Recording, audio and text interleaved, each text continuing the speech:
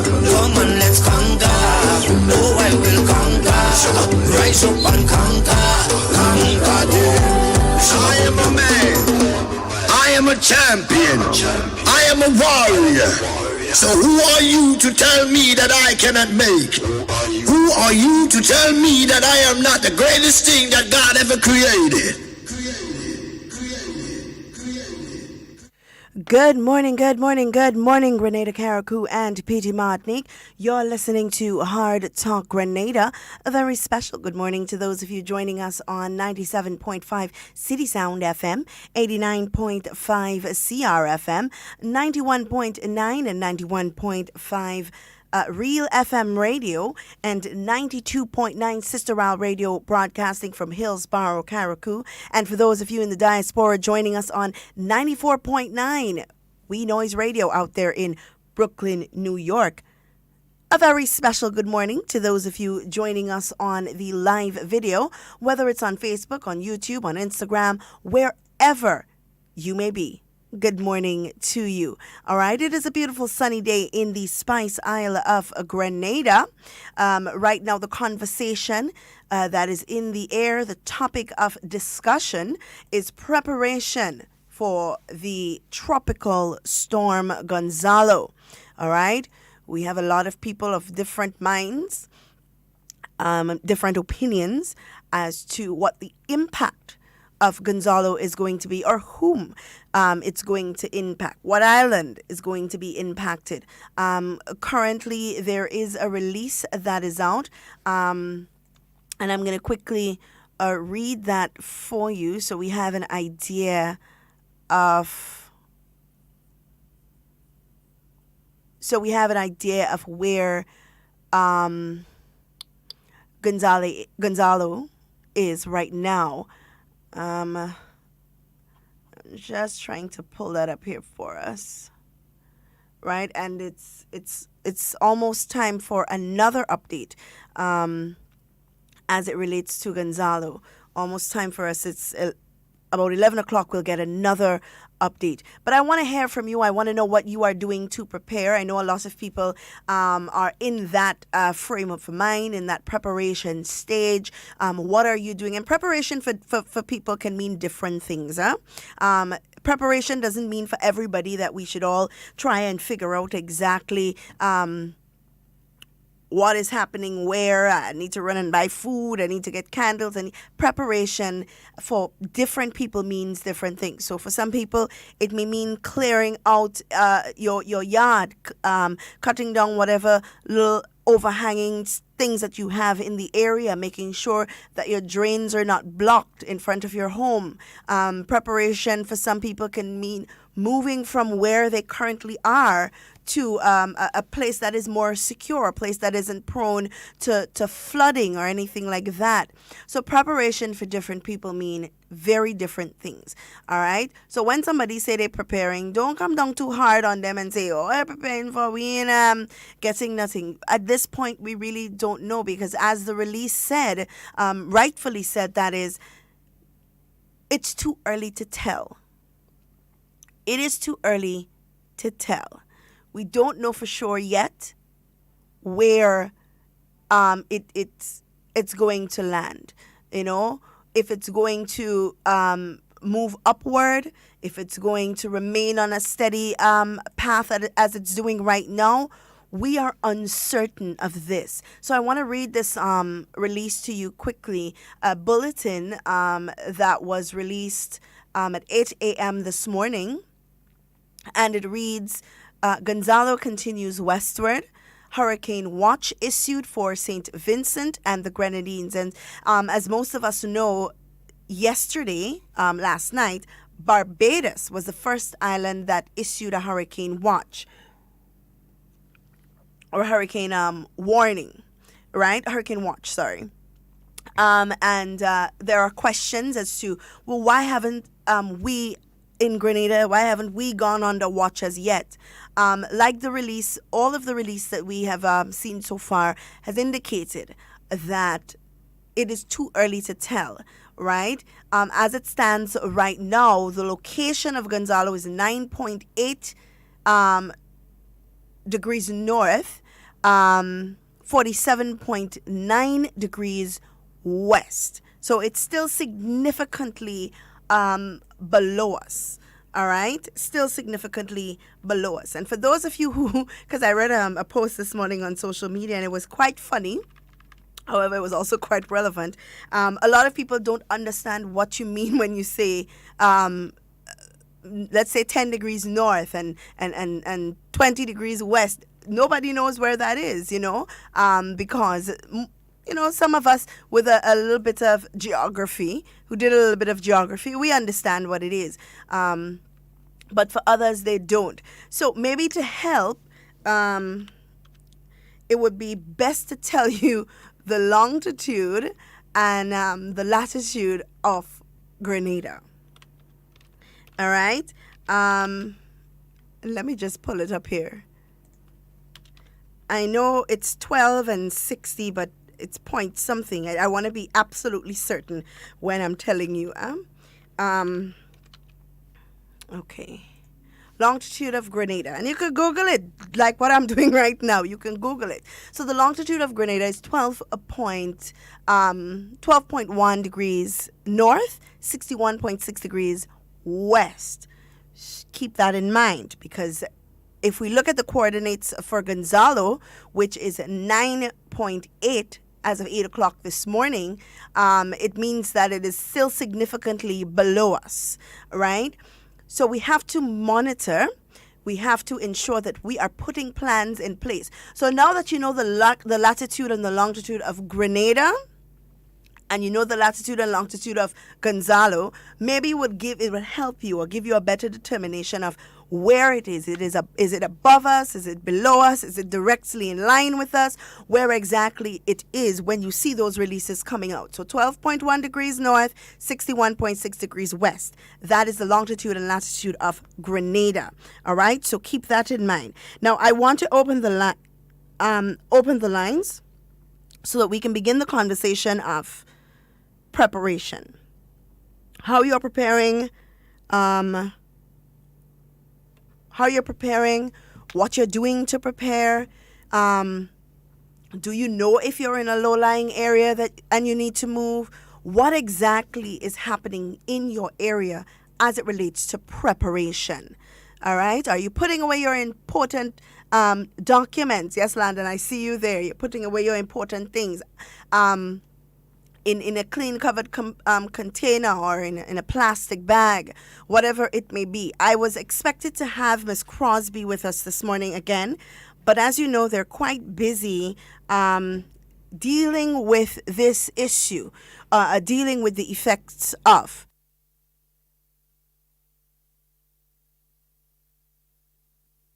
Yeah, dealing with the effects of, right? And what decision we will take as a nation going forward. These things don't just happen overnight. These decisions. One person doesn't just sit in a chair and say, okay, well, I find Gonzalo taking that road. We'll just say we're going on the tropical storm warning or hurricane watch or whatever it is. It doesn't just happen like that.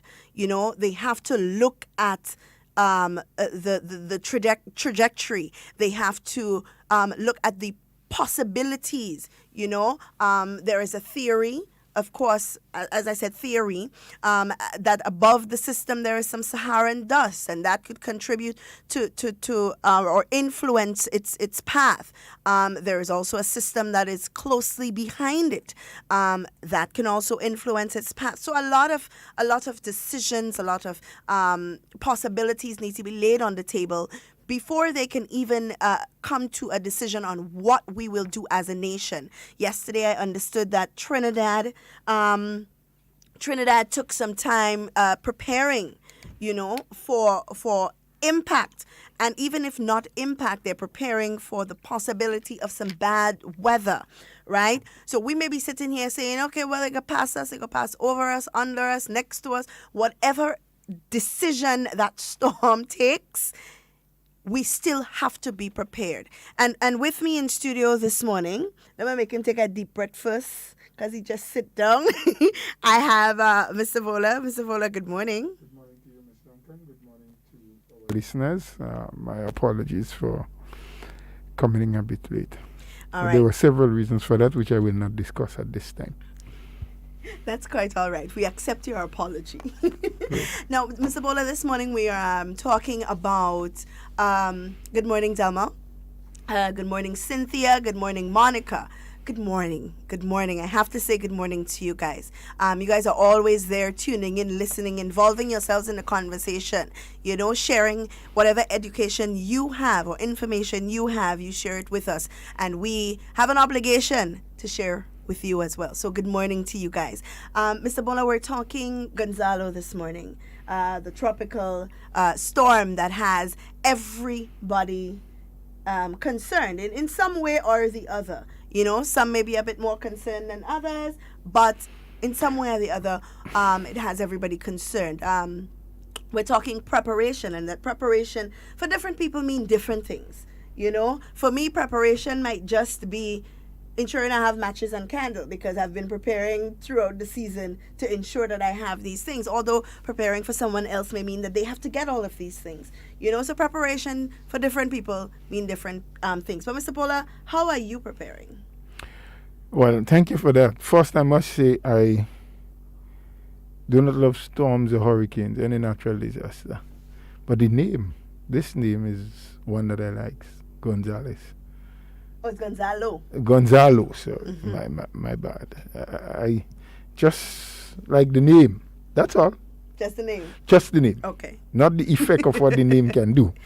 And in terms of preparation, there are just some basic things that we need to follow. They have been outlined to us time and time again by NADMA and by other people in authority. So for most of us, what we need to do is ensure that we have sufficient, first and foremost, clean water stored in bottles or covered containers, because that's one of the things that can be tainted if there is some effect from a storm, a hurricane, what have you. Most times our lines, the supply lines for water gets broken, and it could take days, sometimes weeks, before the authorities are able to get through to all of the repairs or replacement that they need to do. And so potable water may become an issue, Right. especially for drinking.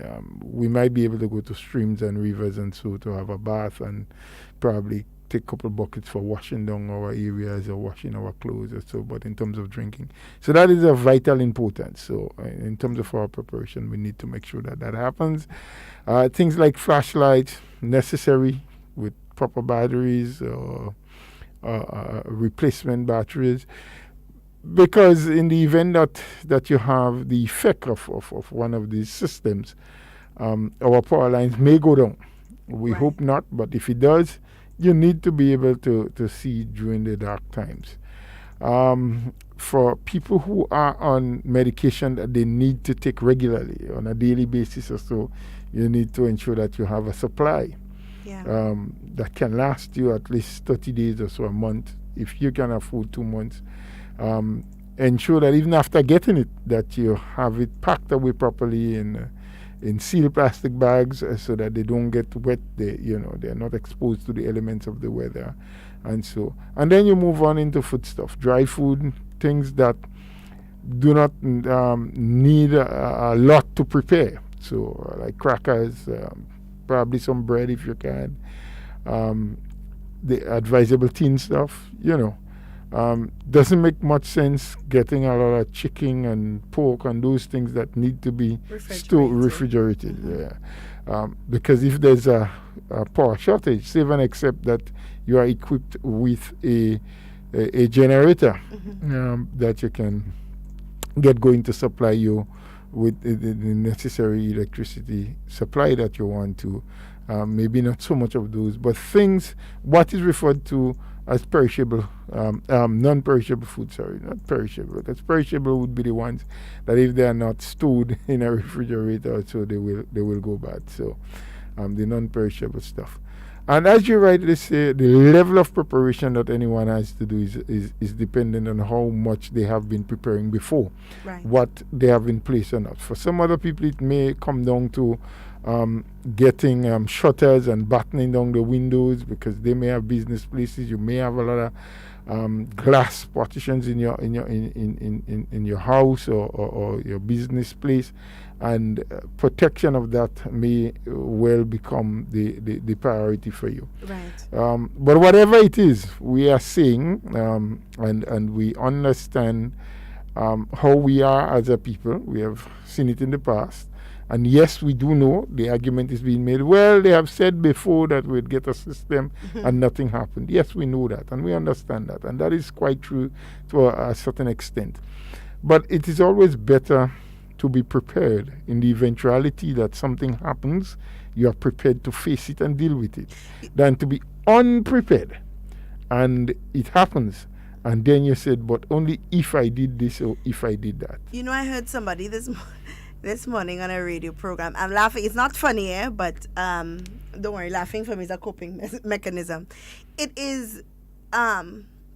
He made mention of, if we believe that, or that we should believe that God is a higher power, will deal with these situations, and if we have faith and believe in God that He would do what is best on our behalf. And that speaking of preparation, and this is not verbatim, but just the implication that it laid, that if we have faith, then we shouldn't be talking preparation, because we know that God is going to handle the situation. But and my mind instantly went to that portion of scripture that speaks about faith without works is dead. But not only that, there are so many other portions of scripture that spoke about people having faith, but their faith led them to do something. Because in the Gospel of Luke, I think it is, there's this woman who had an issue of blood for many, many, many years, and went to several doctors, as the scripture said, and could not get it. And there was Jesus traveling to a certain place along the road, and there were multitudes of people, based on what the scripture said, that was with him. And she had the faith to say to herself, if only I can touch the hem of his garment, I know I shall be healed. Yep. So she had the faith, but she had to do something. If you did not do something, then nothing would happen for you. So it's good to be faithful and to believe in God and believe in a higher power. And there are several examples in the Bible where he would have healed the sick, but they had a responsibility. There was a man, there is another passage of scripture that spoke of a man who was a leper, I think it was, yes. And when he went to Jesus, begging on knees for mercy, asking the master to be pitiful on him, he said to him, take thyself up and go to wash thyself in the river, and then go show yourself to the priest. Now, the man had faith that if he called on Jesus, he will be healed. But there was something he had to do. So in every instant, our faith all by itself is not sufficient. Yeah. We need to do something. So, brother, while I don't disagree with you that we should trust and we should believe and we should pray to that higher power and have the faith and hope and believe that he is going to do something to help us, we also have things that we must do for ourselves, or else faith without work, as you say, the same Bible speaks about. And in it. speaking of things that we must do, it's probably important that we start discussing as a community ways in which we can help, because this is an issue that also came up this morning, and I think the host handled it in a very dignified way. It's probably the same way I would handle it. There was a housing scheme or so on in Dunfermline.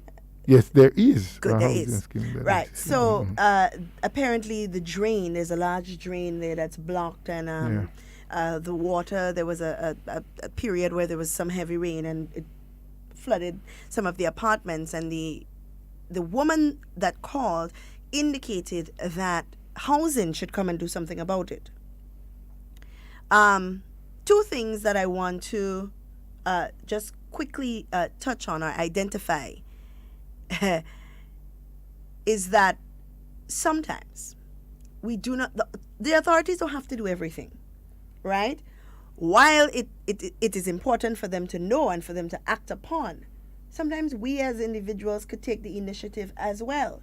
And I believe it was Minister Dabrio that was here with me during the lockdown period, during an interview, who made mention of something like that, where we would see roads being eroded and so on because of a blocked drain, and everybody is quick to call the authorities, and nobody would go and say, well, the drain in front of my house, let me unblock it. Or let's work together to unblock it. So sometimes we have to take these initiatives. We have to take these initiatives sometimes as a people to ensure that our safety, because our safety is in our hands, really and truly. Measures and so on can be put in place to assist with our safety, but our safety is really in our hands, and the different decisions that we choose to make.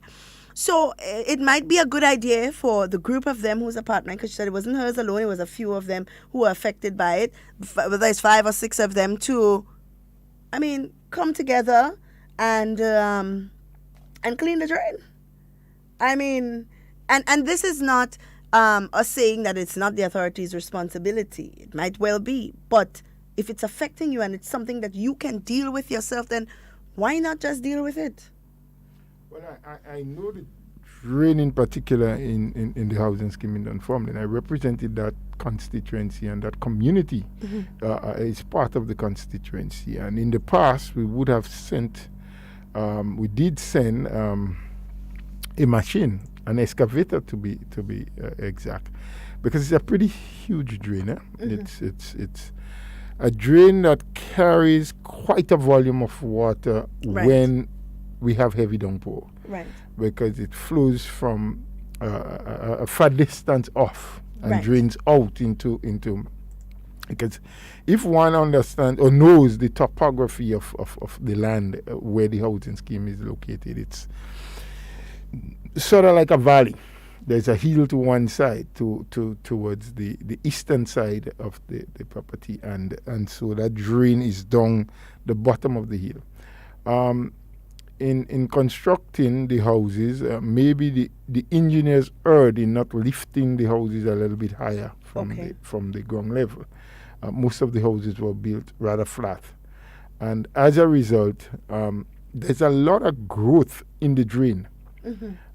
These, I'm not sure what's the proper name for it, but reeds. It's not so much reeds. I think we refer to it in local terms as zinging. Anyway. Let me not try to maybe there's a different and a proper name for this thing that grows there. And sometimes because the drain is still an odd drain, there's a lot of growth, grass and other things that grow. And when that happens, anytime there's a heavy downpour, you find the drain is easily blocked, because the water may flow through, but because of the growth in the drain, whatever other things that the water bring along with it gets stuck, and so eventually it creates a complete blockage, and so the water cannot run. And we know water, we were talking about that recently, it will go anywhere, it gets a place to ooze itself out. And most of the time what happens is, because the houses are that flat alongside, it runs into, so it is not a first time happening. The drain has been cleaned before, on more than one occasion. Probably a continuous maintenance is needed, but I think a more long-term solution would have to be eventually put in concrete in that drain. Well, Mr. Bola, given the circumstances, and you see, that's why discussion on these things is good, because I didn't know all of what you just explained. Yes. So the particular individual who made mention of the situation, it's something that is basically way beyond their control. I think, but you are not wrong in saying that they may be able to do a thing or two. Okay. Maybe not clean it in its entirety. But unblock it a little. But maybe for their own safety, while they are awaiting the authorities to take measures. And we did it from a government standpoint while I was the representative before. I think there was an occasion when the housing authority as well would have caused it to be cleaned up. And maybe what can happen is that the residents now can probably remove some of the debris that is blocking the water. But in terms of a proper cleaning of the drain, it may take. I have not seen it in recent times. I have not been there in the most recent times. But knowing my knowledge of what it was like before, Right. I would suspect that it would take the intervention of a machine, an excavator or something to really clean it properly. And as I was saying, maybe a long-term solution may have to be doing a box culvert, proper concreting, Right. blocks to the sides and the flooring of it be concreted. But it's a pretty long drain, and it may take a reasonable sum. Not may, but will take a reasonable sum to have the entire drain done. It could be looked at and probably done in phases. I think it's something Right. that the residents should take up with the constituency rep. I'm not saying that it can be done overnight. I want to be very careful here, because sometimes when you advise those things, people like to say, well, I heard so-and-so say, oh, Mr. Bola said we should go to the rep, and he was a representative himself. So I don't want anyone to get the feeling that the rep has a magic bullet that can fix it. But I think with discussions and looking at varying ways, and no one size fit all, I may have a particular suggestion, but somebody else may be able to come up with something that is more cost effective but yet still workable. So discussions, I believe, is what needs to be held now.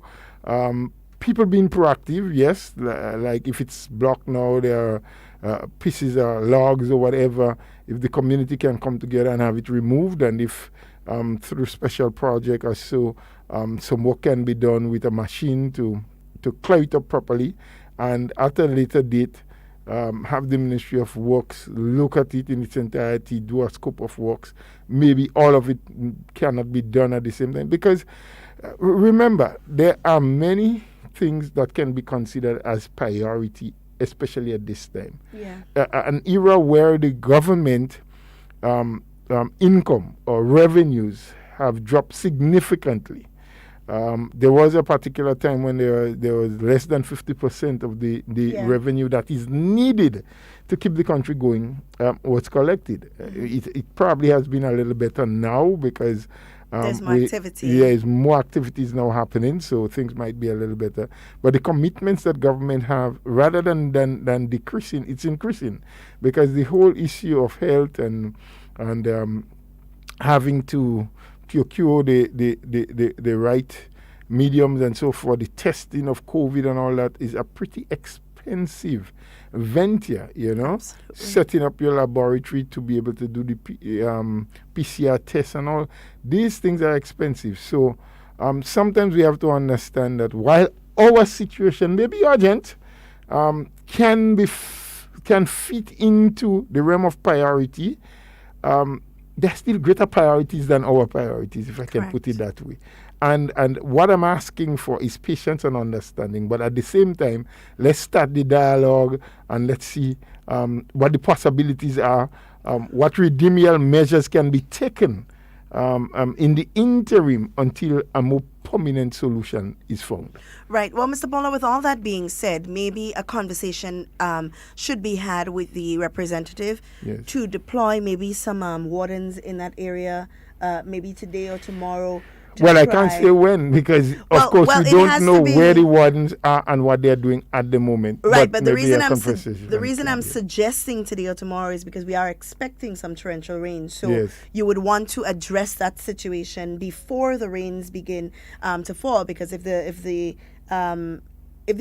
people in the area have complained about it being flooded with some rain, then we can only imagine what may happen. So maybe a conversation for the best possible route. It might not be the environmental wardens. That's only something that just came to my mind, but some way that it can be resolved in that short period of time, so that we we know for a fact that if we get some rain, these people will not be flooded out.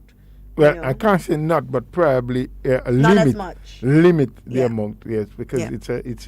it's a really large volume of water comes through that particular drain. So And yes, I can take that responsibility to have a word with the parliamentary rep when this program is over, and see what can be effected. Yes. Yes, it's absolutely necessary. I see that in St. Andrew Southwest, the wardens are out on the roads trimming hedges and overhanging bushes and so on. Let me see here in Subies. Yeah, that's a photo of what they're doing. That's a photo of what they're doing. But they are out in many communities. Yeah. I did on my way down past several of the crews. I saw even in the northeast in the Andrews area. I think I passed 2 crews separate, and what I observed from my quick observation passing through, it appears as though they are trying to take whatever debris out in culverts or Right. the areas leading to the culvert. I think rightly so that they're preparing just in case we have those heavy downpour to ensure that the water can really be channeled Yeah. where they're expected to go. So. Well, one of the things that, and I can only speak for my constituency, because, that's the only information I've gotten so far as it relates to, we have a group, a team of people who have been volunteering recently in identifying areas and people within the community who may have overhanging trees and hedges and so on that they themselves cannot deal with. And there is a voluntary team, and that's in St. George Northwest, that's going around and cutting those trees down for them and so on. So it's important for us to, especially at this juncture, to identify if we have areas of concern within our constituencies and try to find the best possible solution. And I always say this: there's a constituency office. Our parliamentarians are probably the most accessible parliamentarians in the region, meaning that almost anybody had a number to give them a call. It's not difficult or too difficult to get through with the ministries when you call after a certain time or before a certain time. So it's important for us to try and direct these concerns in the right place. Because if I post on social media, I have a block drain in front of my house 6 months now. We expecting rain to fall tomorrow. There is no way that you are certain that the proper authorities will see that complaint before tomorrow. Now, if you call the constituency office and you speak to a representative there, or administrative assistant, office manager, whomever it may be, right? You speak to one of the brigades or whoever, and you know it's the appropriate authority. Now, if that issue is not resolved in a proper time, then you can say, okay, well, I call them, I tell them about the drain, rainfall, my house flood. I have a right to be upset. Not that if you don't call, you don't have a right to be upset, but at least you would have directed your question to the appropriate channels. One of the things that I noticed this morning when the host asked the lady, she said, well, did you reach out to the authorities to let them know? She said, well, I don't know. The other people probably did, but she never did. You understand? But she's the one making the complaint on the radio, but she never reached out to the appropriate individuals. And that's some of the things that we talk about. Please channel your complaints in the right place. And if you don't get satisfaction in the right place, then you can take it up to the media or take it. But we always do things back in the front. We go into the media first with the hopes that if we cause a scene or if we create this issue, that it will be heard. And that is really not the most appropriate way to deal with it, because you've already attached emotion to the whole situation already. You have people feeling a kind of way about it, and only one side of the story there is really being told, because the authorities probably never even heard about this issue. That's probably the first time they're ever going to hear about it. So please, let's try our best to ensure that we channel our complaints in the right direction. So we're going to open the lines, Mr. Bola. I think we're ready to take some calls. Oh, well, we are always ready because I believe whatever the issue is we talk about, the general public do have their ideas too. People do have suggestions and solutions. Sometimes I say that there are no better people than those who live with a problem to have solutions for it. Maybe they don't always know how to bring it across, but they do have some ideas. And we like to hear from them. We like to hear what the issues are. We like to hear their own feelings. All we plead and ask is that you be truthful, factual, respectable, and if you are going to be making mention of an individual, that you give them the utmost respect in terms of making mention of them. And we don't like to have derogatory things said about people on this program that we cannot substantiate. Yes, so yeah, it's always a ready time to hear the public. All right, so the number to call is 440-7377. If you're calling locally, if you're calling from the diaspora and you want to contribute to the conversation, it's 347-329-3101. We're also taking WhatsApp calls and messages at 440-7377 as well. Now, Mr. Bola, one thing that concerns me about this storm is that it's moving due west. And for people who don't know what due west is, let's say, looking for the best practical. I love practical examples, Mr. Bola.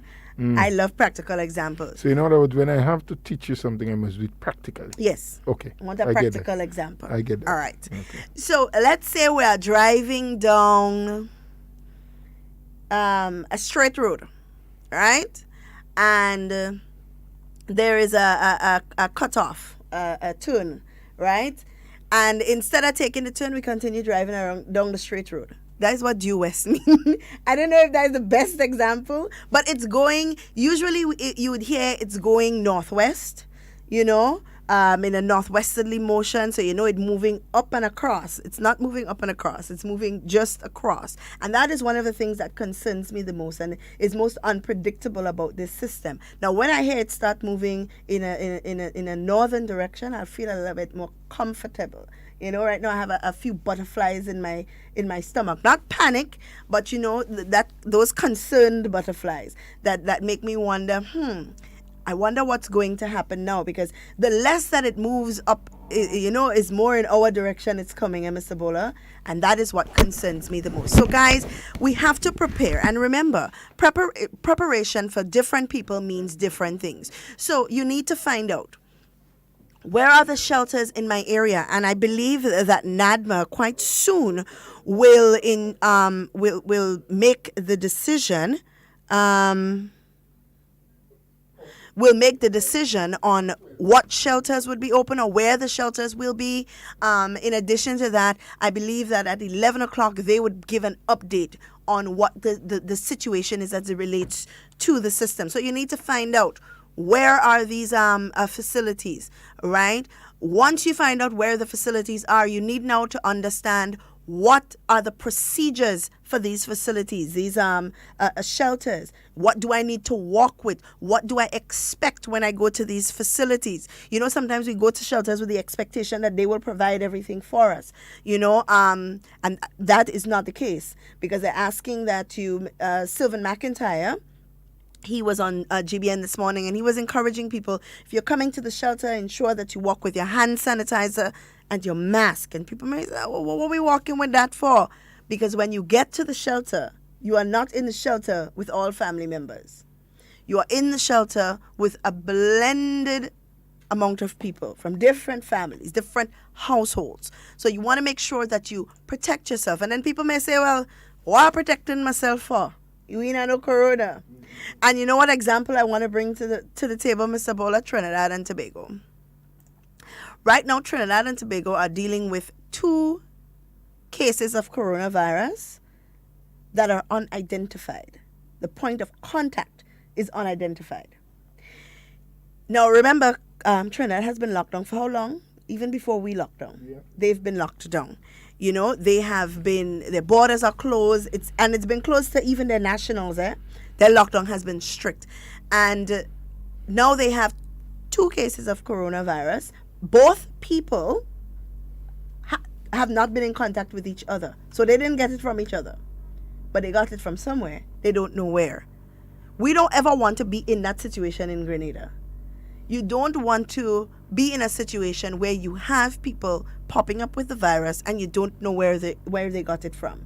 That is not a very good place to be, right? So the protocols are not there to control. The protocols are there for your safety. And people may say, oh, well, we don't have corona. Why do we still follow the protocols? Practice. Practice makes perfect. We practice so that we would learn, so that we would become accustomed to, so that when we start reintroducing some of the things that we used to do before corona, that we are not complacent, so that we remember, listen, I have to put on my mask, or I have to sanitize my hands. Because as soon as you start to drop the ball and start to let your guard down, that is when you leave room for big mistakes to be made and for these things to happen. So when you go to the different shelters, wherever they may be, I know that the 2019 list has been circulating. I'm not saying to disregard the list. I'm saying you can watch it, you can identify with the places on it, but there may be changes because the list for 2020 is not yet out. So let us wait on the list for 2020. Let us be patient. Let's not rush things. Let us be patient. When I last spoke to Miss Crosby, they were going into a meeting, to discuss, and I shouldn't say into a meeting, into another meeting, to discuss all of the preparations that need to be made to ensure that we stay safe. So ensure that you know where your quarantine sites are. Not quarantine, but shelters. Shelters. We so accustomed with the word quarantine well, now. you got accustomed to it, but shelters was there before we started talking quarantine. So shelters, know where your shelters are. Make sure that you have all of your documents well put away. Don't say, well, I live in a downstairs and I'm fairly safe, so I don't must put away nothing. And no, prepare for the unknown, basically, so you would never be caught off guard. Right? So make sure that is done. Ensure that your drains and so on in front of your house, ensure that they are clear. Make sure you talk to your neighbor and say, hey, neighbor, just try and clean out in front of your drain now, because when the rain falls, they go push all the stuff down in front by me and my house might flood. We have to take these kind of approaches because we have to make sure that we are prepared. And prepared doesn't just mean me alone, It means, and it doesn't just mean getting some food stuff. And it doesn't just mean getting some food stuff. Make sure that your family members are also prepared. I yesterday, my mother made sure my children ensured that they had water stored. I'm not sure if she did it yet because I ain't pass. Mommy, I'll pass tomorrow. Please the Lord, if he spares my life, I will pass and I'll make sure that you have everything that you need. So don't worry. So what if it happens tonight? Well, if they say, Mr. Bola, if they tell us by 3 o'clock to go home and prepare, I go in my mother first. Okay. Yes. I go in my mother first. I need to make sure that she is okay, because if she's not okay, then I can't be okay. You understand? I get that. Right. So we have to take these kind of approaches. We have to make sure that we go check a neighbor, Miss Susie up the road, she confined to a wheelchair and she can't move about as she should. Go on, Miss Susie, listen, hey, you need anything? You need shutters, or you need this tree cut down, or you need candles? Do you have matches? Do you have water stored? These candles are advisable. It's about the second or third time you're saying that. Well, it's advisable if you can monitor it. If you're looking at an elderly person in a home by themselves, you probably would not advise candles because you don't want them to burn down. Flashlights may be a better. Right, a flashlight, a torch, as they would call it. Or they have what is called hurricane lanterns. Lanterns, yes. Yes. You want to make sure that you have at least 5 days worth of food, just in case. And somebody was saying, well, what are we putting away all of that for? Next thing the hurricane or the storm in touch us. It can't waste. You'll use it eventually. Or give it to me. If you can't use it, if there's no system and you figure you have no use, just give us a call. I'll pick it up. I may not necessarily use it myself, but I can find people. I know a lot of people who That would make very may good need use it. of it. Yes. Absolutely. But preparation for different people mean different things. Let us know how you are preparing. What are you doing? Or what concerns? And that's something that we need to talk about. What concerns do you have about your area, the part of the country that you live, that is concerning to you? Because Mr. Bola, yesterday I started talking about those people in Mount Royal. Is it Mount Royal? Mount Rodney, yeah, And which is something that they came to my mind immediately because of the situation that they are currently in. And now we are looking at the possibility of a tropical storm, and also the possibility of a hurricane. So it puts them in an even more precarious situation, and they were on my mind. And we need to start having a discussion on what do we do, or what do they do. Has anybody been in contact with them so far to find out if they're going to be moved to a shelter, if it's safe for them to remain where they are, whatever it is. So these things need to be discussed, all right? We need to start preparing, Don't panic, prepare. Do not panic, just prepare. So call us. Let us know what's happening in your area. Is there a drain in your area that is blocked currently that you think must be unblocked?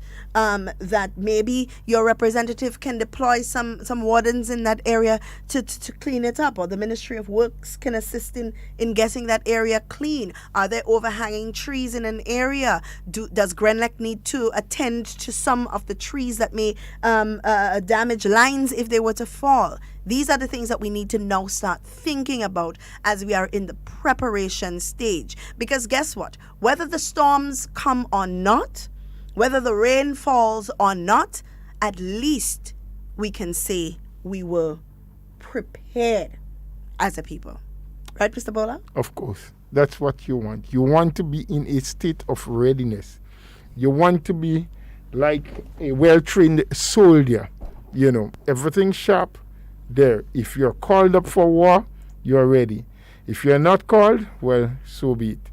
Our greatest hope is that none of these systems throughout the hurricane season will ever come to our homeland. Yep.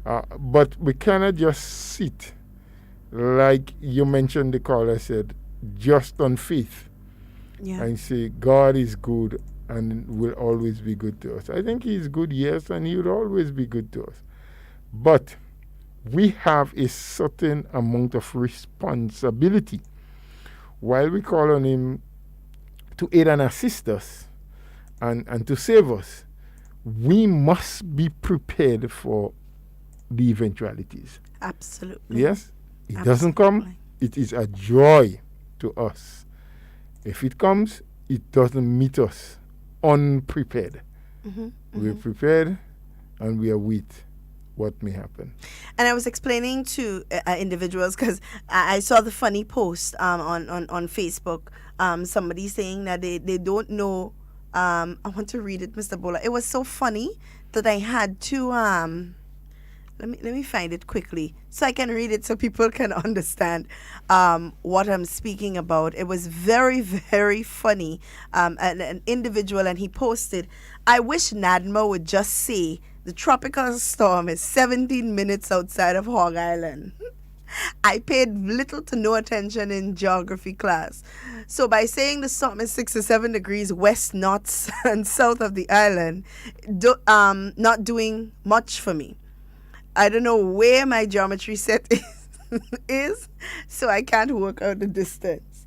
And it's funny, but it's also very relatable, Mr. Bola, because there are a lot of people who don't know what 9.8 degrees west means. Yeah, these coordinates sometimes have people more confused. But if you know the coordinates of Grenada, it helps.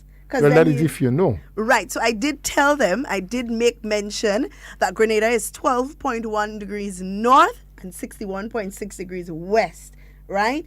And the tropical storm is 9.8 degrees north and 40 something degrees west. I don't remember. I'll look at the 11 o'clock update. There is supposed to be an 11 o'clock update. But I'll look at it to verify if it's moved up or if it's moved down, because at 8 o'clock it was at 10.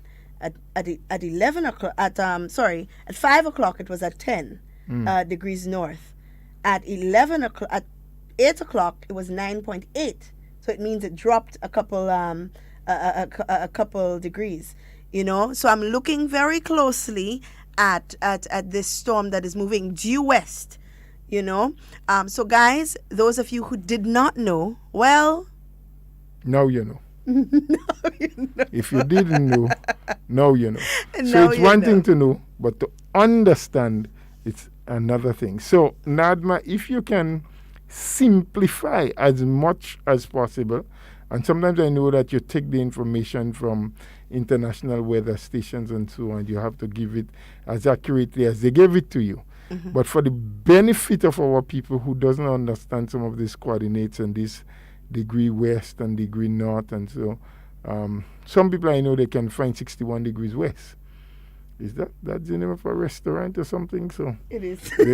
they may be able to find that. But in terms of what Nadma is saying, so as much as our announcers can simplify so that people have a greater understanding, or if it can be calculated in terms of hours. So where it is, you say it as you get it, but if then you can say, well, based on its present position, if it continues, it may hit our country in 12 hours, 20 hours, 24 hours, 36 hours. That may help. That may help, you know, because you sort of just simplify it for people. So while they do not have an understanding of the degrees, but in terms of hours, before we may be touched. And of course, people, we are not here trying to scare you or to make you feel that you are much more vulnerable than other people. All we are saying is that based on the present position and the direction that the system is traveling, Yeah. at this time there is a high possibility. Well, Between now and when it is expected to hit Grenada based on its trajectory, well, Mr. Boma, things may change.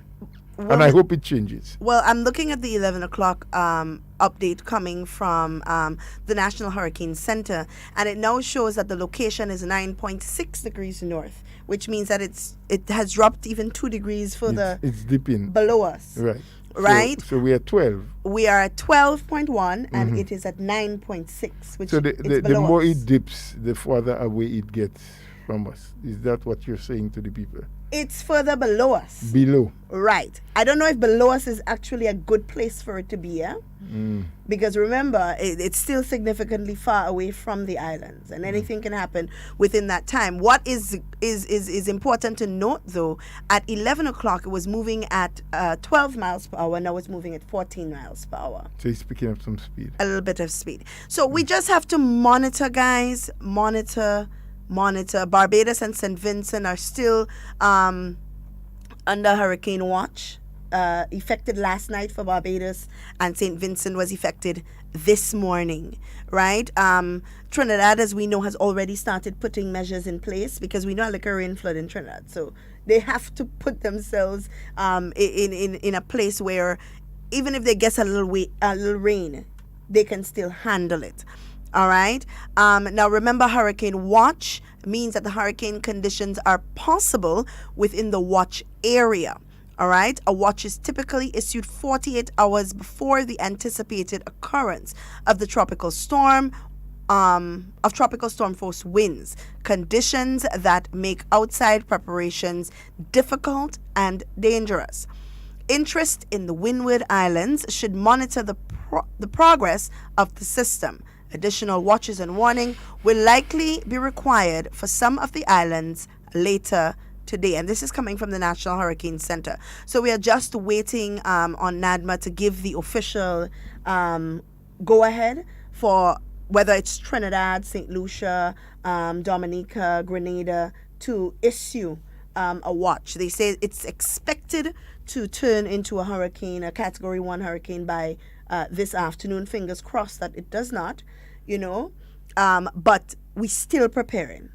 We We're have to. still making our preparations because we have to.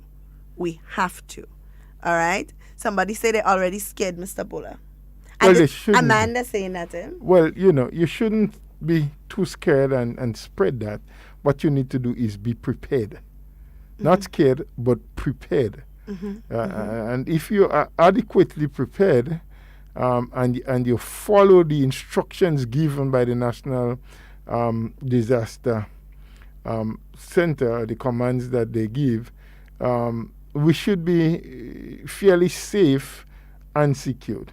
And then if we continue to pray and call on the Almighty Omnipotent, we may just find that the system continues to deep and get further and further away, or as Ms. Duncan said, below us, so that the effects, whatever sideways effects that it has, would be limited, you know, or so that we don't get a full impact. And another suggestion is in your area, if you know someone who needs to probably get a refill of medication and you have to go, maybe you can do 2-in-1, as opposed to everybody going and line up in front of the pharmacy to get their medication, or in front of the supermarket to buy or top up on their groceries and so on. Maybe we could do a 2-in-1, you know, help a friend, help a neighbor, so that we can minimize the cluster of people, because we still have to take that into consideration as well. Something that someone asked, and it's a very valid question, are the quarantine sites facilities, the quarantine facilities, are they shelters as well? And I think that's important because we have a few people currently in shelters, in quarantine. Those who came back on the repatriated flight. We also had our first commercial flight coming in yesterday as well. So we want to make sure that all of these things are taken into consideration. It's a lot to think about, Mr. Bola. Well, especially in this time, you know. Yeah. Hurricanes and storms and so are very difficult to deal with on their own. But in the context of COVID-19, it makes this situation even worse. But for the question, from my own mind, I'd rather think not. I can't see the rationale or the sensibility in using a COVID-19 quarantine station as a hurricane shelter, because what you in fact will be doing is taking people who are not positive and putting them in a situation where you have people who you are unsure of their status.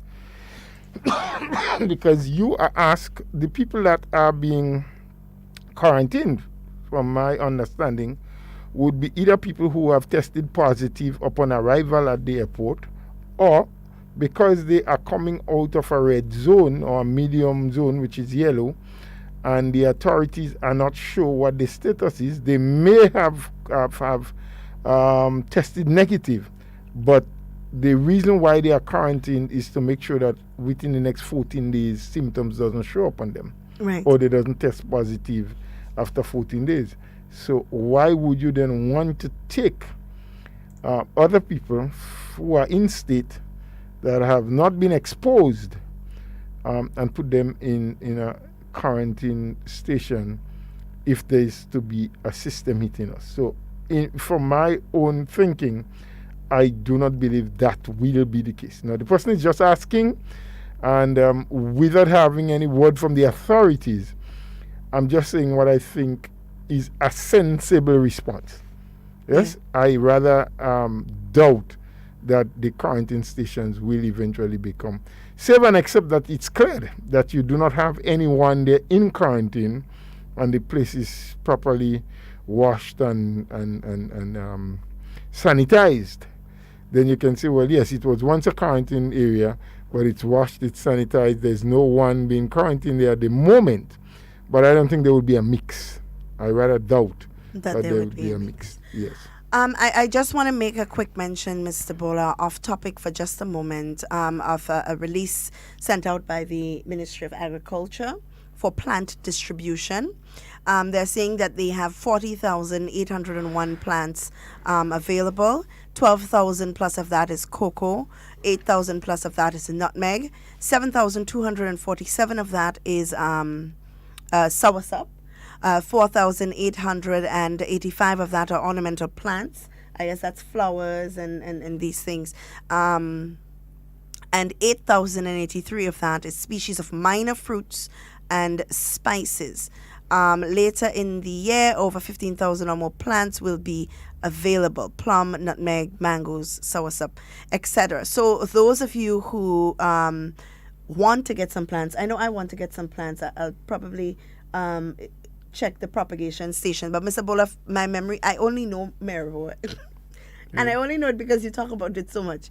But do you know of any of the other propagation stations? Of course. There are at least 3 other propagation stations. You have Boulogne, which is also in St. Andrews, a little distance away from Maribor. You have Ashenden, which is in St. David's. And then you have Maran, which is in St. John's, the parish of St. John's, but the constituency of St. Mark's. A little bit, time, but it's in the parish. Maran is in the parish of St. John's, but it falls into the constituency of St. Mark's. So at least these are the government-owned and operated propagation stations. And then you have several private people who oftentimes do a lot of the varieties, not as much variety as the government stations. Okay. But they do, because I've known of private propagators who propagate soursop, who propagate mangoes and guavas and citrus and different things. So okay, but I feel like I'm going to have to task you with if you haven't gone for years as yet. What makes you think I have to get? I don't know. I'm just assuming that as a farmer, that you would have to get some more plants. Well, I've already purchased my soursops and avocado, and I'm in the process of planting. Okay. I got my plants since last week. You see, and you ain't tell me nothing. You know I want a little plant. Old people say, there's a saying by our seniors, what good to say, good to keep. So I'll keep it, because I may need it. You may need it. Yeah. Okay. But it's important, guys, to note that for those of you who want to get into the business of planting a little nutmeg tree, planting a little cocoa tree, even if it's for your own personal use, nutmeg and its many benefits. Yep. Just like the other day, Mr. Bola, when we tried the nutmeg balls, I was very surprised that it tastes so good. You tried nutmeg balls for the first time? Yes. Good. So don't say we. Well, you were there when I tried it. I was there when you tried it, but you don't know if I've ever had it before or not. Or if I had any balls. When I tried it for the first time. Right, great. All right, but you tried before that. I didn't say that. I said you didn't know. Let's not make that an argument. But it was really good. Yeah, when you speak, you must speak for yourself. I'll speak for myself. Great. All right, good. So, but it's important, Mr. Bola, for us to have this, because I usually, when I during the Christmas season, when there's sorrel and so on, I don't plant sorrel, but I buy. And when I buy the sorrel and I make the juice, what is left of the fruit, I make a jam with it. So even for our own personal... Is sorrel a fruit? I don't know. That's what I heard them say, a fruit. I don't know either, but... I mean, to me, I don't know if it's a fruit or not. It's something that we probably need to check, but I wouldn't refer to sorrel as a fruit. Maybe it is, yeah? It's a fruit. Oh, that's what it says there? Yes. When you check it. Okay. Right. That's what it says. Right. But there are a lot of things that we can plant on our own. Plant a little cocoa tree, you dry it, you bring it up in St. Mark's. But that is if you have the space. If you have the space, of course. And then one cocoa tree would not yield sufficient to cause you to bring to St. Mark's. To grind? No, you'd have to grind that in your little mill, yes. But if I don't have a mill? You purchase one or you loan one from somebody in the neighborhood that has one. There are these little mills that are for home use and so that you can get to, grind your cocoa. So it's not cost effective to have one cocoa tree and then to take the beans that you get from that tree all the way into To St. Mark's. To Grind. Diamond to Okay. Grind. I mean, it's a waste of time for you in terms of transportation, but it's even a bigger waste of time for the factory. Because, I mean, they have huge machines. Yes, yes. So why are you going to put 2 pounds of cocoa in those? I mean, what it costs just to start up the machine is way over. So, I don't think it... Don't worry, they'll that's grind mine with somebody else soon. I ain't worried. Right. But these plans, they are available and at a very low rate as well. Huh? In other words, you need to see it at a subsidized price. Subsidized price. Yes, government has been and continue to subsidize the price of planting material for years now. You can get a cocoa plant or a nutmeg plant for $2. It costs close to $20 to propagate and bring it to the stage where the farmer can now take it to plant it. Right. So it's heavily subsidized. We are paying just a fraction of what it costs. And last week we made mention of the different prices. I wish I had it in front of me so I can give you once again what the different prices for the different fruits and so on, plants and all of that. Maybe I might be able to find it before the program ends. So, guys, the lines are open. The number to call is 440-7377.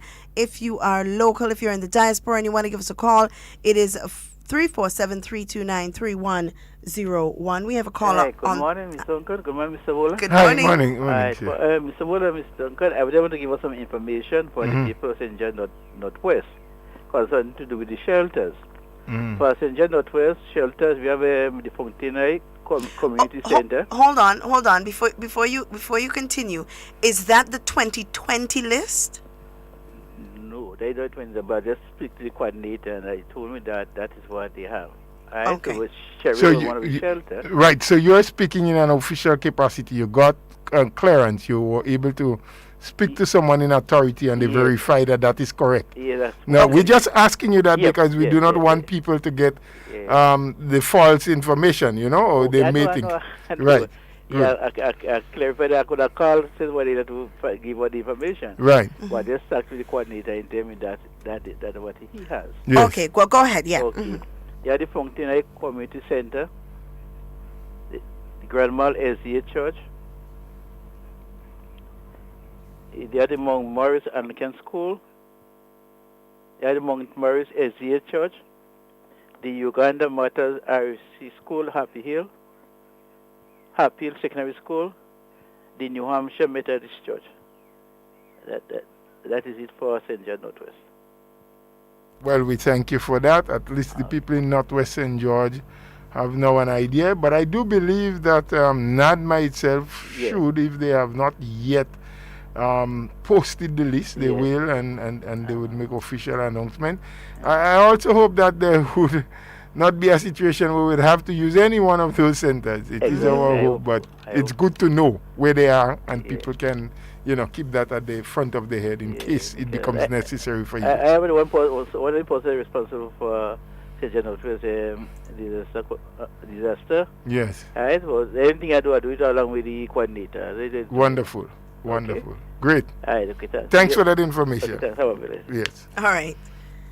Yep, so that was for the St. George Northwest. And for those of you who didn't quite hear what he said, he mentioned in the list that there is the Cherry Hill Community Center, Fontenoy Community Center, Mount Morris Anglican School, Mount Morris SDA Church, the Uganda Martyrs RC School, that's the Happy Hill RC School, the New Hampshire Methodist Church, and the New Hampshire Community Center. All right? So ensure that you keep those people in Northwest, you keep that in mind. And if anybody from any of the other constituencies have information on where, of course, validated information on where your shelters are, you can share that information with us here. We'll be happy to let the public know. We have another caller on the line. Good morning. Hello, good morning. And how are you all doing? We are fine. How are you? Good morning, my dear. Bless Mr. Bula. Yes, my dear. Morning. Yes. Good morning. I was asking a question that I'm vision impaired. And if I have to go to this, that school in Constantine there, I'm in the northeast, I mean? I think so, yes. Constantine will be northeast, yes. Yes, so I was wondering that if my children or my husband normally help me. So I was wondering if it comes like we have to spend overnight or 2-3 days, what will be my position? Okay. Thank you. I'll listen off air. Off air, fine, Thank great. you, bye. Right, no problem. Well, of course, we do not have all of the official answers here. We still need to hear that, but just from a common sense approach, I think from what the caller is saying, she's vision impaired, so unable to see, and may request or rely on the assistance of her children and her husband to take her into a center. If needs be, that you'd have to spend more than a day from what you're asking. First of all, I would say if you are on medication, which means that you're taking medication daily, you need to secure it and have that with you. Try to work with a supply of water, drinking water, that is. Light food stuff, I would also add things like blankets and so you can keep yourself warm for you and your family. Still, if you have a flashlight and things like that, you work with it. Because the centers are available, but from what we have been told in previous years, they do not provide, they don't necessarily provide the other amenities. There may be cases where, if needs be, the authorities may be able to secure some stuff for the people who are at the centers. But the more you can provide for yourself, especially the very essential or basic needs that you have, the better it will be for you, in my opinion. Yes, whatever else that can be provided by the authorities may be complementary. But if a family of 3, 4, or 5 can each walk with, if possible, a gallon of water, should you have to remain a couple of days, at least you would have some water to share among yourselves. You would have some crackers and some tin stuff or so. You would have a flashlight in case the center itself may have lost power supply. Yeah, so you can see when it becomes dark. You have blankets or bed sheets. So at the center, if you have to put some bedding in a little corner or so, because as we have said earlier on, you may not be the only family that goes to that center for shelter. There may be several others, and so whatever space that is in that center would have to accommodate all of those who seek shelter there, or as many as it can possibly hold. So it may not be a case where, well, it's just my family and I, so we can do as we wish. You may just have a little corner to yourself with your family. So you try to work with what is absolutely necessary for you, especially your medication, if that is something that you have to take on a daily basis. All right. Just a quick clarification, Mr. Bola. Cherry Hill in the constituency of St. George Northwest, the Cherry Hill Community Center is no longer a shelter. All right. So all the others mentioned, Fontenoy, the Happy LRC School, Montmorris Anglican School, along with the Seventh-day Adventist Church in Montmorris, and so on. These are the approved sites, but Cherry Hill has been removed from that list. Okay. Right. So a question on that I'm seeing on the social media, which is a very important question, is and similar to what the lady asked, is about individuals with disabilities and how they handle these type of situations. And that is why we usually say if they're not living with someone that can assist them, then in the community we must take the lead. Community can take lead, but also there are what is referred to as disaster coordinators. I believe. Right. And NADMA For also every- has a number of volunteers within the different yes, areas yes. that help deal with these situations. Hello, good morning. Yes, what I really wanted to say, and now I hear you explaining it, because I was wondering, like, in the night when I have to use the bathroom or so, that's what I was really... Okay. Oh, okay. I'm sorry, but I understand everything what Mr. Bowler cleared up and things like that. Thanks so much. Oh, You're you're welcome. welcome. my dear. Okay, bye-bye. Yes, sir.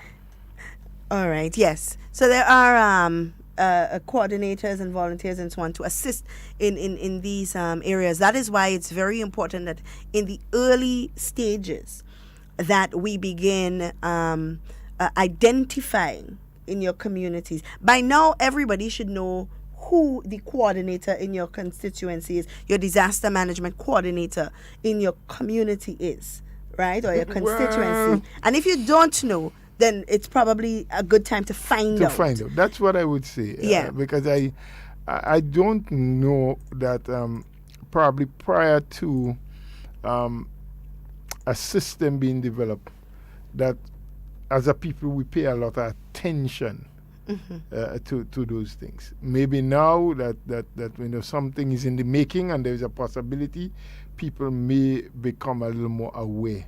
So we all need to find out. We all need to know who that person is or who the team is, because I think there's normally a team.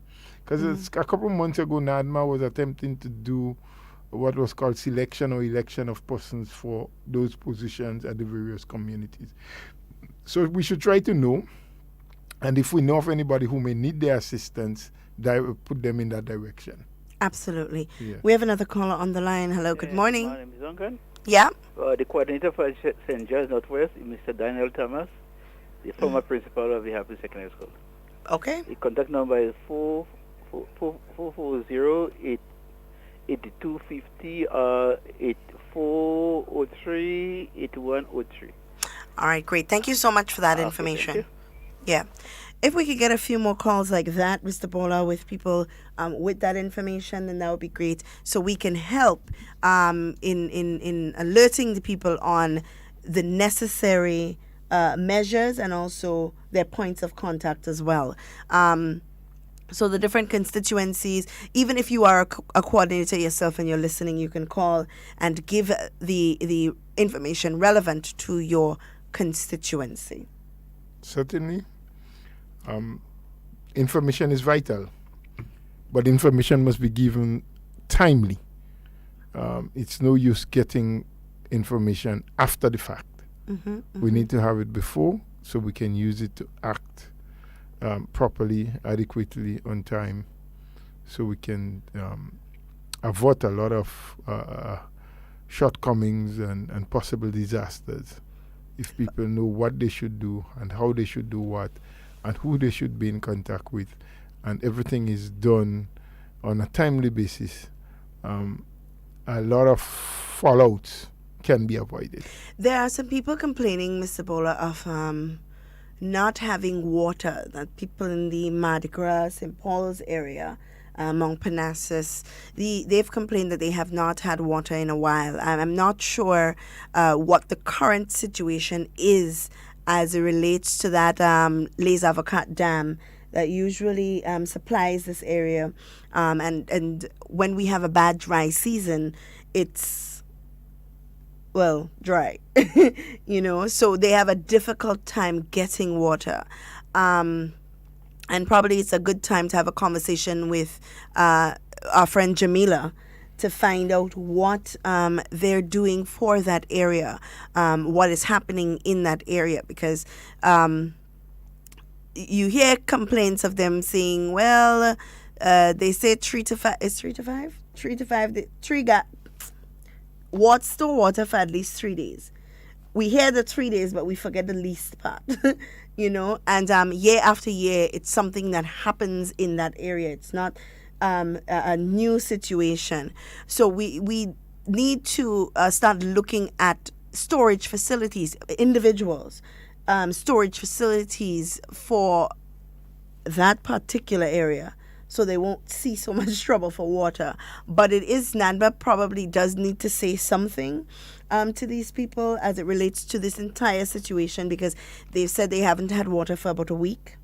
And now we are asking that you store water in a clean covered container because we are expecting adverse weather, but they haven't gotten water. So what do they now do? Well, I think you had it right from the onset that we need to speak to the authorities. The people who can give us an indication as to why.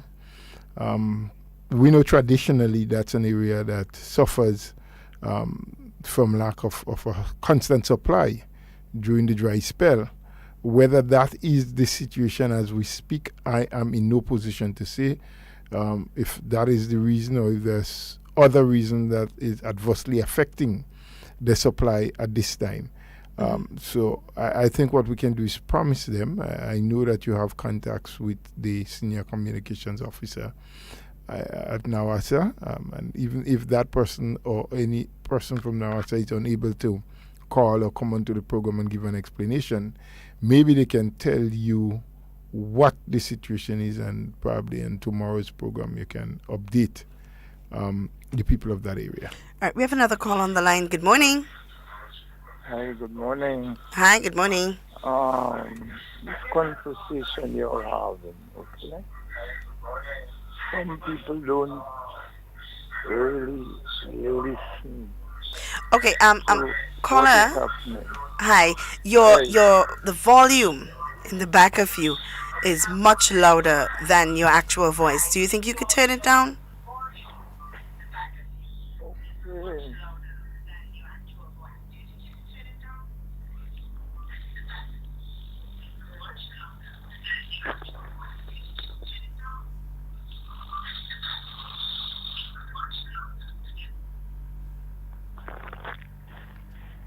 Okay. Okay. All right.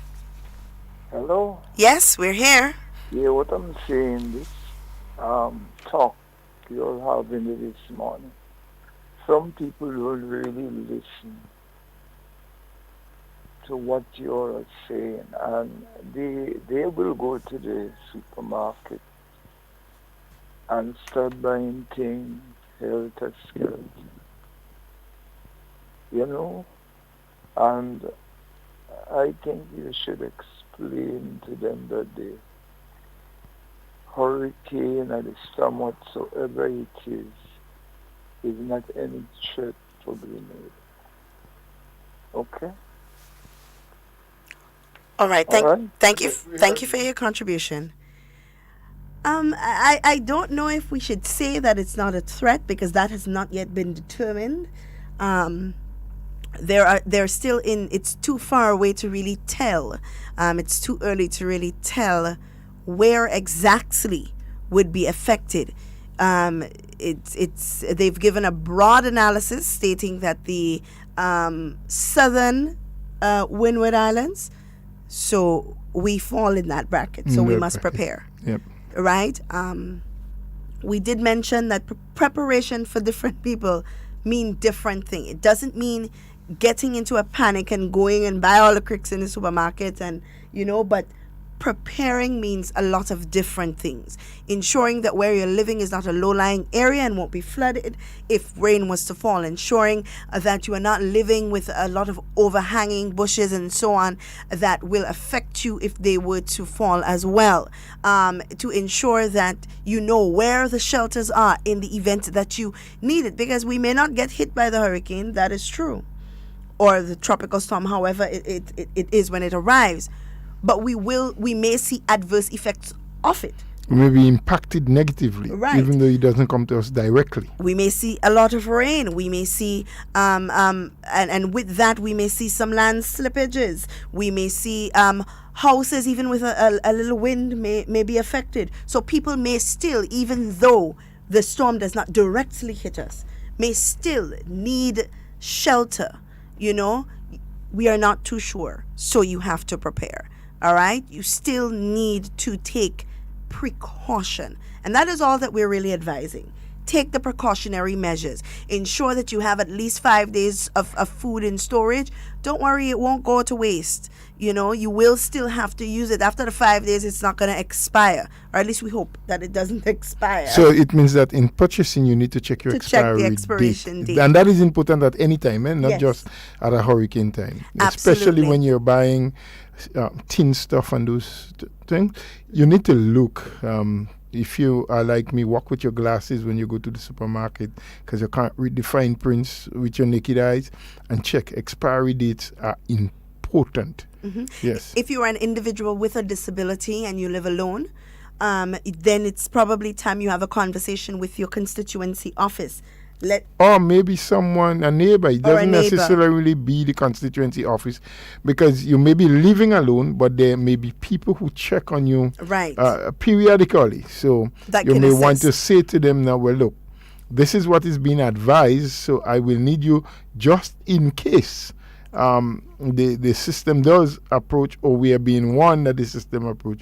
Here is what I need you to do in due time. So we just need to put as we commonly say, put the ducks in rows. Yes? Making sure we know what step 1 will be, step 2, step 3, step 4, if we need all those steps at all. But it's not to say to people, well, 2 days away, 3 days away, it may never come. And it may. Eventually, it may never come. And I honestly hope that it never comes to Grenada. But we're saying it doesn't hurt for any one of us, or for all of us, to be prepared just in case. Yeah. I see Huggins is doing their civic duty. They've put out a very comprehensive hurricane preparedness checklist on social media. I may steal this checklist and share it on our page. Don't steal it. Just and give borrow credit. It. Just I'll borrow borrow it. Right? And I'll give credit to them. Yes. So that other people are aware of what you need to do. And of course, if you have pets, that's something we didn't mention. If you have pets, make sure that your pets are taken care of. Make sure that they're in a safe area. If you're a person that don't keep your pets inside, then you need to ensure that wherever it is you plan to keep them, that it is safe. Check in with family, check in with friends, check in with your neighbors.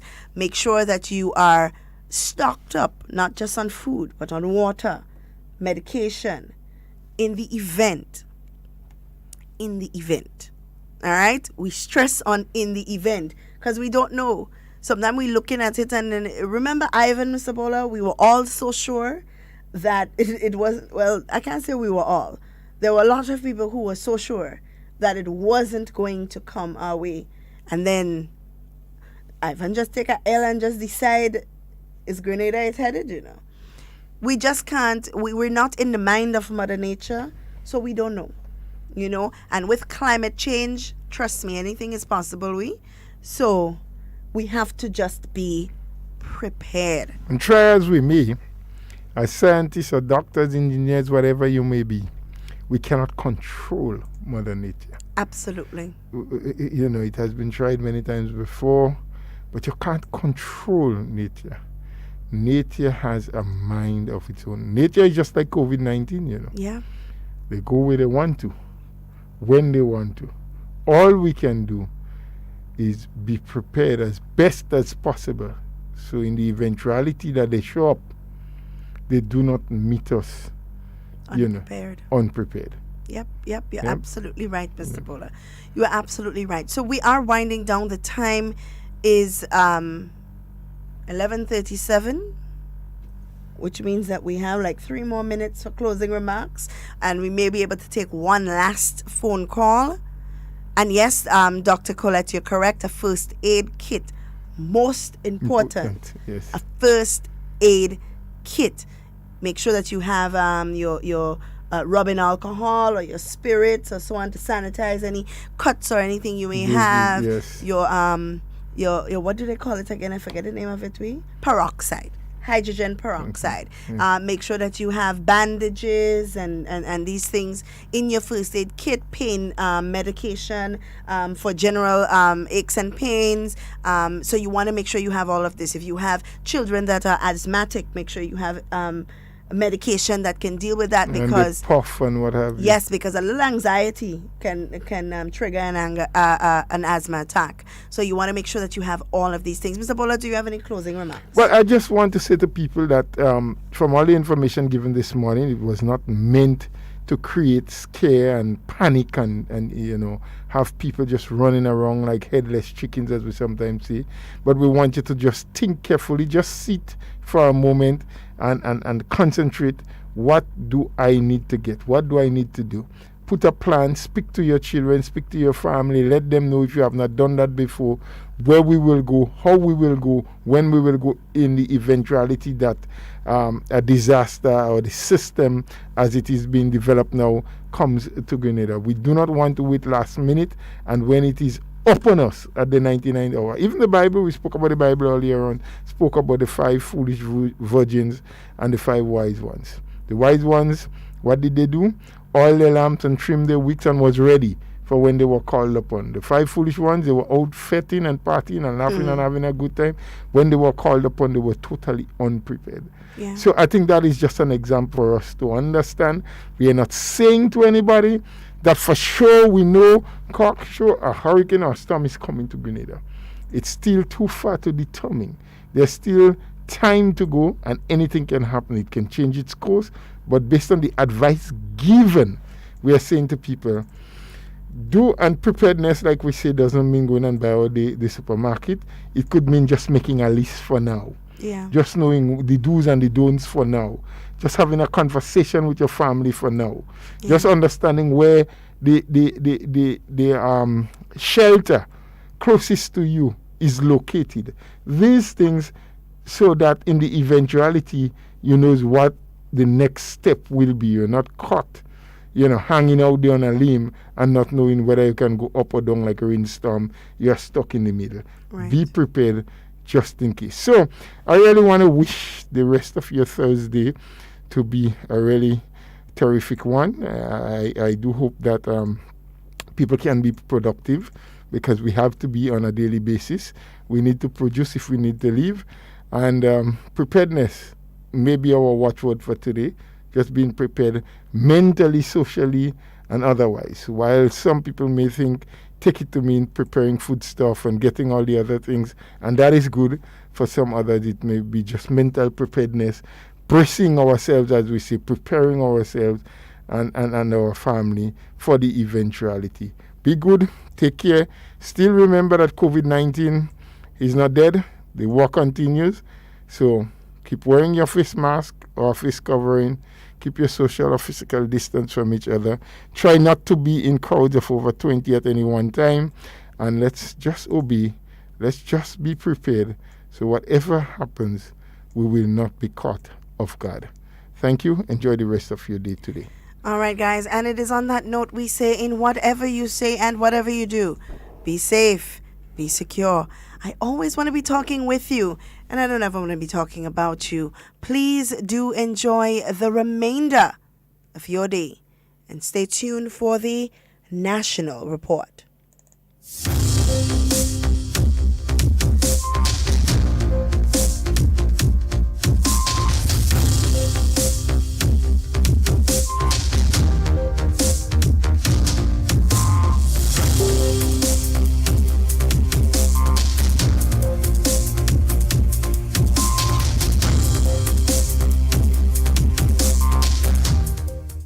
Fifth repatriation flight to MBIA brings home 90 Grenadians. Details to this story and more in the National Report.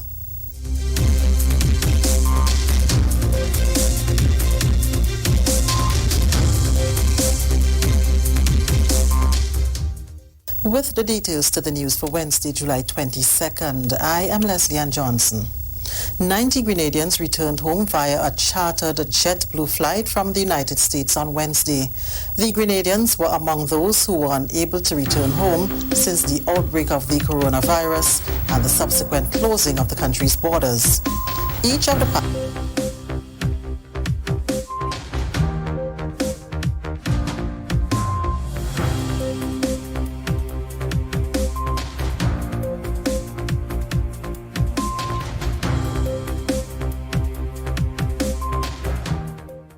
Negative results returned in second round of test for 3 Trinidad nationals. We'll have details to this story and more in the national report.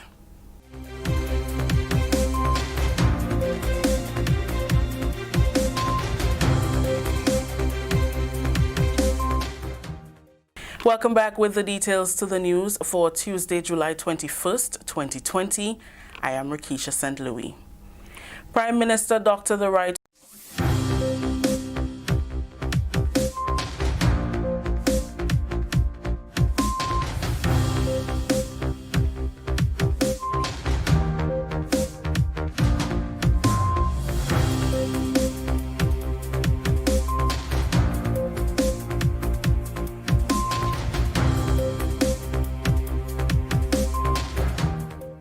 Fifth repatriation flight to MBIA brings home 90 Grenadians. Details to this story and more in the national report.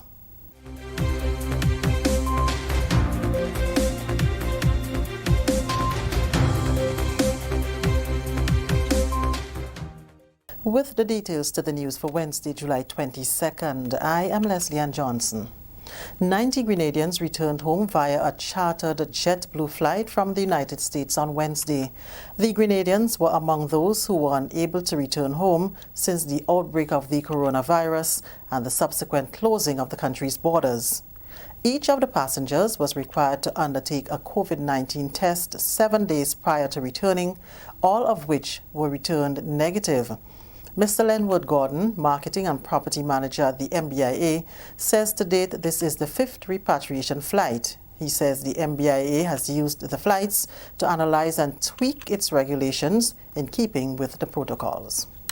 We have included distance markers on the chairs, distance markers on the floors.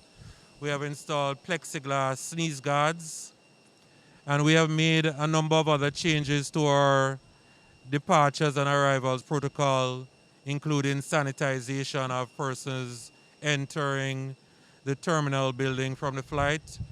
We have also had exit screening, whereby we have a nurse that takes the temperature of each person who is exiting the country.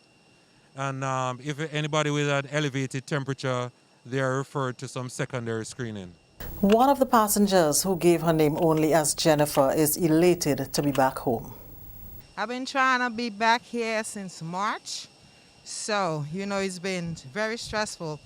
This process here was a bit stressful and not quite clear, but, the running around, once everything was submitted and the approval was done, it felt really good to be back home because it's been a very, very long time. I understand because, at the end of the day, we're a small country and we have to look at our medical, facilities, and we have to put our health first. So, it's kind of hard, especially if you tested negative, because I had 3 negative tests, but, that's the rule. So, just have to follow it. All 90 repatriated nationals were transported to a government-approved accommodation where they will spend the next 14 days at their own expense. Forecasters in Grenada are keeping a close watch on Tropical Storm Gonzalo, which is expected to become a hurricane by Thursday. On the forecast track, Gonzalo is expected to approach the Windward Islands late Friday and Saturday. GIS spoke with forecaster Eugene Wint via telephone on Wednesday. At 5 o'clock this afternoon, Gonzalo is moving westward with little change in strength during the past several hours, although Gonzalo is expected to become a hurricane by Thursday. Its current location is 9.9 north, 45.0 west, which is about 1,110 miles east of the southern Windward Islands. The maximum sustained winds are currently 50 miles per hour, and the present movement is west or 270 degrees at 14 miles per hour. Currently, the minimum central pressure is 1,000 millibars. The center of Gonzalo is expected to pass over the Windward Islands Saturday morning with maximum sustained winds of 60 knots, which makes it a strong tropical storm. Currently, the intensity remains a little bit problematic, with different models currently pointing it towards being a weak hurricane. at Category 1 or medium to strong tropical cyclone. So in terms of intensity, there's still a bit of uncertainty. In terms of the forecast track, however, we expect the eye of the storm to pass either as south as Grenada or as north as St. Lucia. In terms of watches and warning, we expect the Met Office to start issuing warnings tomorrow, so people concerned should follow this closely. This is the National Report. The news will continue after the break. The house was shaking. Then suddenly saw we hear bang, crack, and the roof had gone. Man, I was so scared, I nearly wet myself. Only those who have lived it can truly understand the devastating fury of a hurricane's wind. The house across the road just get up and roll over. Hurricane force wind. It's a hazard. Hazards. Take control. Reduce your loss. You can hurricane-proof your home. For example, make your roof more wind-resistant by using screws instead of nails in its construction.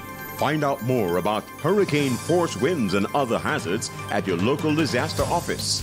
A message from the National Disaster Management Agency and SEDERA. Continuing the news, the government of Grenada has signaled its intention to have both houses of parliament consider the revocation of Carnival Monday and Tuesday as national holidays this year. A bill has been drafted that is expected to be brought before the House of Representatives when it meets next week, Wednesday, July 29th from 9 a.m. It will then be taken to Senate and is expected to then be passed into law. Carnival Monday and Tuesday are mentioned in the Bank Holidays Act, and as such, this legislative process must be followed. During an interview on Wednesday morning, Prime Minister Dr. The Right Honourable Keith Mitchell said with COVID-19 already impacting economic activity, government is keen to see the nation return to full productivity. Dr. Mitchell said, and I quote, businesses have suffered over this period of time and government itself has experienced a significant reduction in revenue. Therefore, with the cancellation of Carnival this year, which negates the need for the traditional holidays, the prudent thing to do is to use those days productively. Government's intention here is not to disregard the importance of culture, but against the backdrop of our individual and collective losses in this pandemic, we must now seek to capitalize on every opportunity to revitalize the economy, unquote. Dr. Mitchell made it clear, however, that Emancipation Day, Monday, August 3rd, remains a national holiday.